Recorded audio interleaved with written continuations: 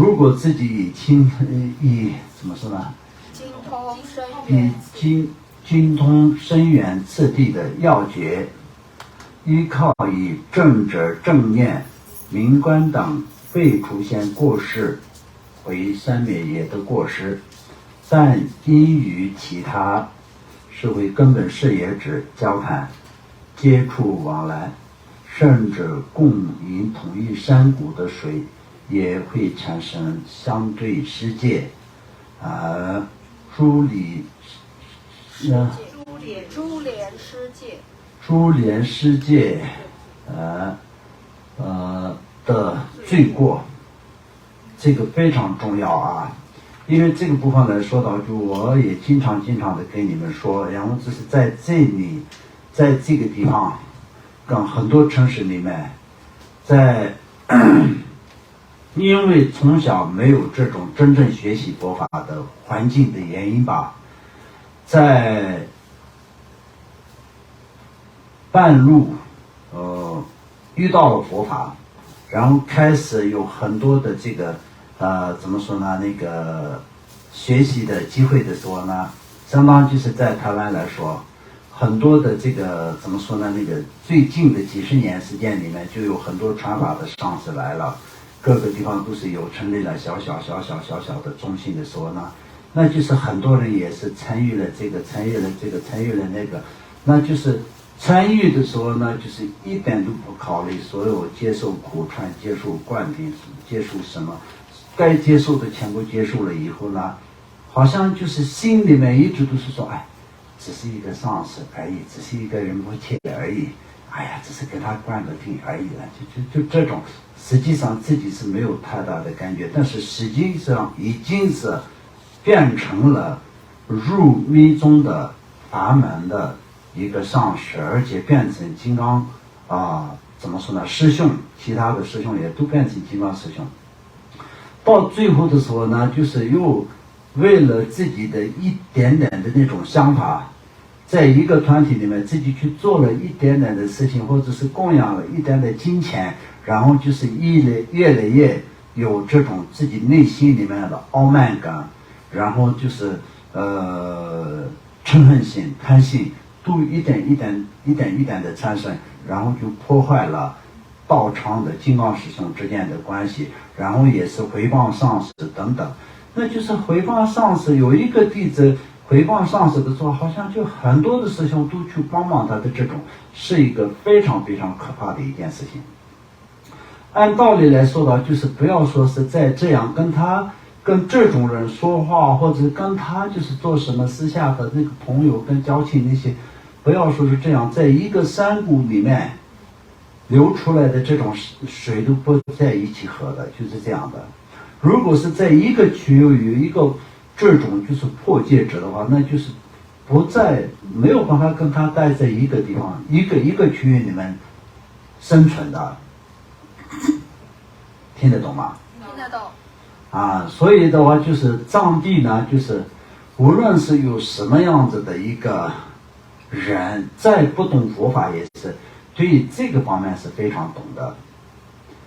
那这种呢，就是藏地也会不会出现这样的一个破坏严重的这种金刚界的人？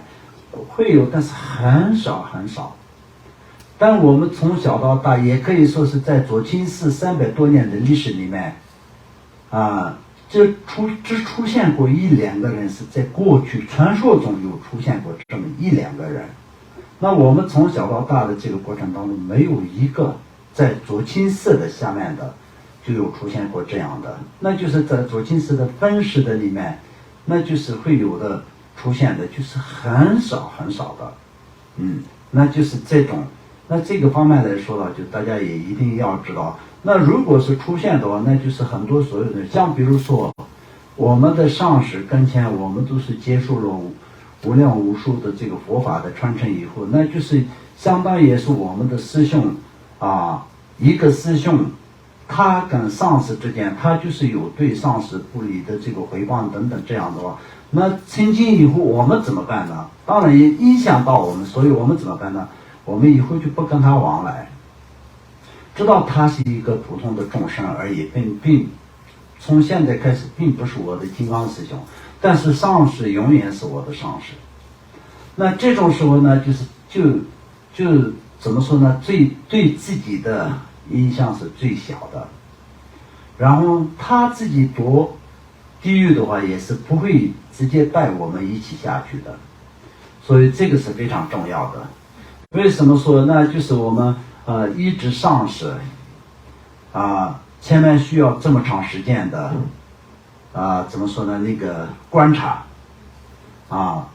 如果是观察上师3年6年才会真正的接触佛法，原因都是在这里的。如果做不到，你就不要去碰它就可以了。你没有办法对它产生信心，没有办法完全相信的情况下，你就不用去跟它接触就可以了，这是你的自由。但是一旦接触了，你就一旦进入了它的这个法门，那你就是只有我们前面所讲的呀，你已经是变成密宗的修持人，你可以选择只有2个路，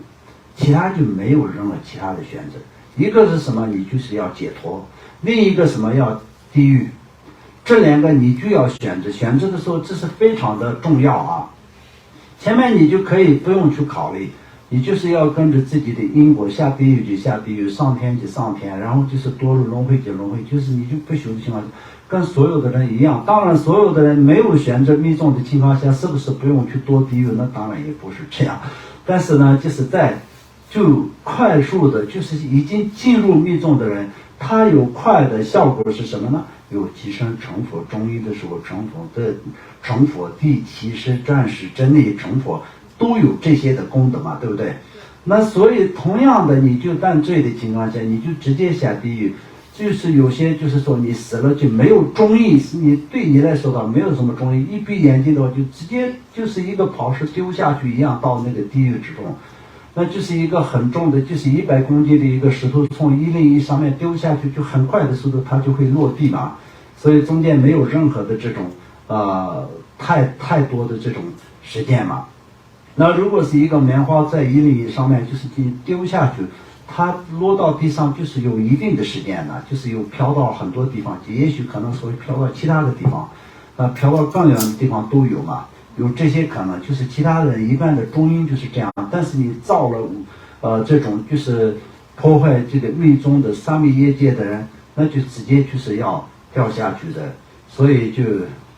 那么的可怕，对不对？但是如果修得好，那就是你不得不成佛啊，所以也非常殊胜，对吧？